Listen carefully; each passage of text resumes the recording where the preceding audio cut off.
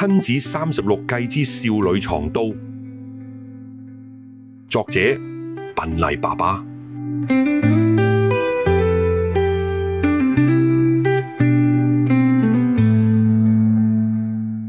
朋友知我正在寫親子36計，問我父母仔女間貴乎坦白溝通，用計似乎太過分。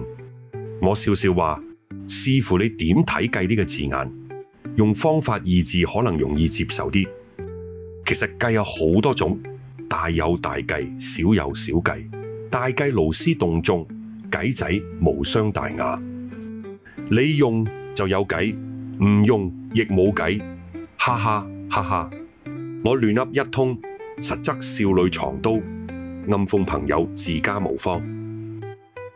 計成日俾人誤解等同陰謀，用計係鼠竊狗偷所為，唔係光明正大嘅事。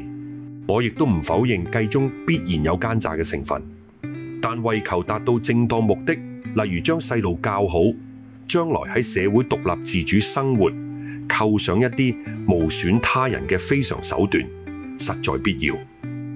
我一向奉做貪官要奸，做清官更要奸，為金科玉律。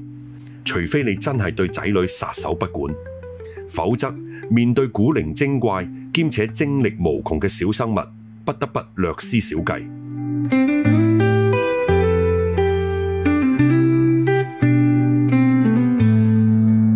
親子36計嘅誕生，係我借前人治國精戰嘅大智慧，採其精華，改用於方寸家居之中及父母仔女之間。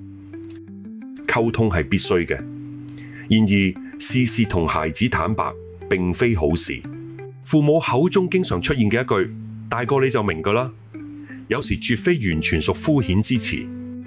之前曾經寫過一篇教養文章，題為對孩子要惡，迴響甚大，得到唔少父母朋友讀者認同。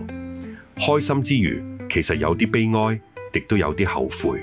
天真嘅朋友又會問，點解對細路仔要惡，對佢哋溫柔啲唔可以咩？係嘅，若無必要，我寧願每日同小人兒嘻哈度日。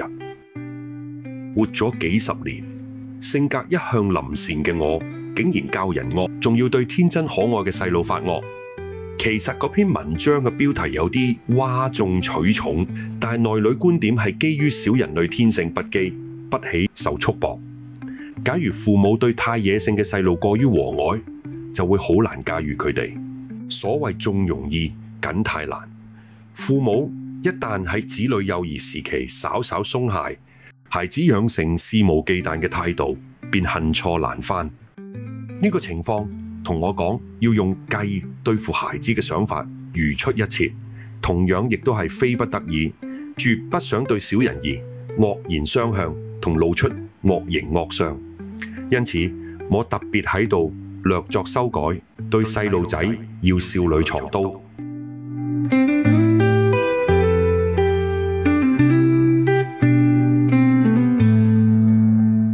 少女藏刀係36計中第10計，原文為信而安之，陰而圖之，秘而後動，密使有變，剛中由外入。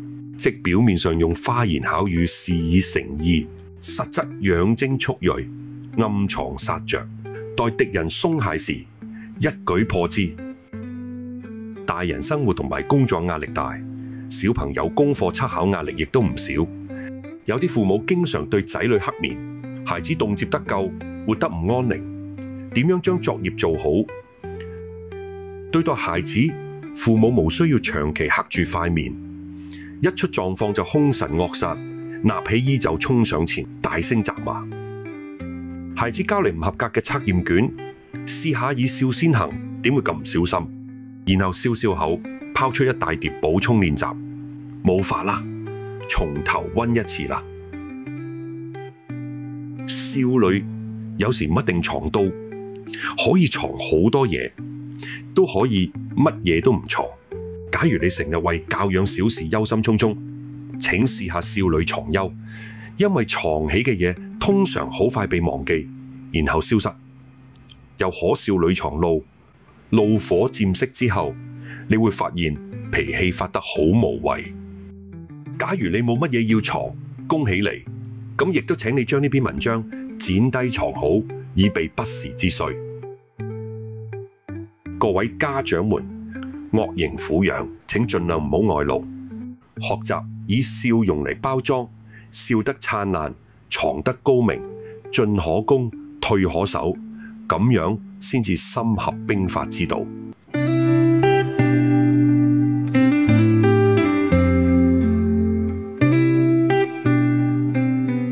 大家好，我係笨泥爸爸，下次再同大家分享另一個親子36計，再見。